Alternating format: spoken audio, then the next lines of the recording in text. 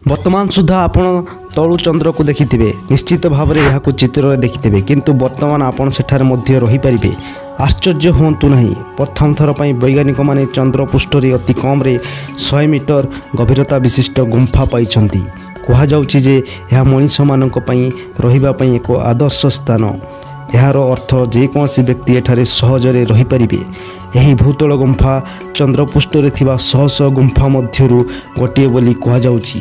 ଆମେରିକୀୟ space agency ସାରା ବିଶ୍ୱରେ ବୈଜ୍ଞାନିକମାନେ ବର୍ଷ ବର୍ଷ ଧରି ଚନ୍ଦ୍ର ଉପରେ ଏକ ବସ୍ତି ପ୍ରତିଷ୍ଠା କରିବାର ସ୍ୱପ୍ନ ଦେଖୁଛନ୍ତି, କିନ୍ତୁ ସେଠାରେ ଥିବା ଅବସ୍ଥା ଏପରି ଯେ ମଣିଷ ପାଇଁ କିଛି କ୍ଷଣ ପାଇଁ ବଞ୍ଚିବା କଷ୍ଟକର।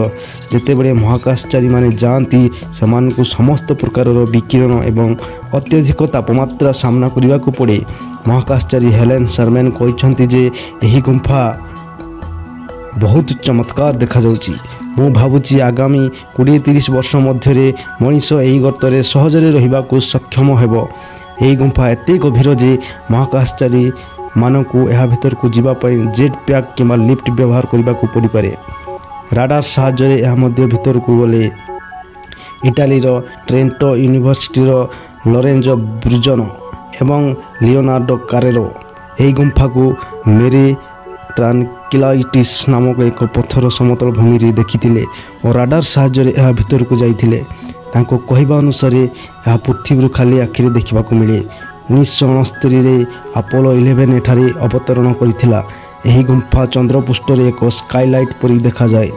ଏହା ଲକ୍ଷ ଲକ୍ଷ ବା କୋଟି ବର୍ଷ ପୂର୍ବେ ସୃଷ୍ଟି ହୋଇଥିଲା, ଯେତେବେଳେ ଚନ୍ଦ୍ର ଉପରେ ଲାଭା ପ୍ରବାହିତ ହେଉଥିଲା। ତାପରେ ପଥର ମଝିରେ ଏକ ଟନେଲ ସୃଷ୍ଟି ହେଲା। ପୃଥିବୀରେ ମଧ୍ୟ ଗୁମ୍ଫାରେ ଜୀବନ ଆରମ୍ଭ ହୋଇଥିଲା। ବୈଜ୍ଞାନିକ କହିଛନ୍ତି ଏହା ପ୍ରକୃତରେ ଉତ୍ସାହଜନକ। ଯେତେବେଳେ ଆମେ ଏହି ଫଟୋଗୁଡ଼ିକୁ ଦେଖିଲୁ, ଆମେ ଅନୁଭବ କଲୁ ଯେ ଆମେ ଏହାର ଅତି ନିକଟତର। ଯେତେବେଳେ ବୁଝାପଡ଼ିଲା କି ଗୁମ୍ଫାଟି ବହୁତ ବଡ଼, ଆମେ ମଧ୍ୟ ଏହା ଭିତରେ ଦେଖିବା ପାଇଁ ଚେଷ୍ଟା କଲୁ।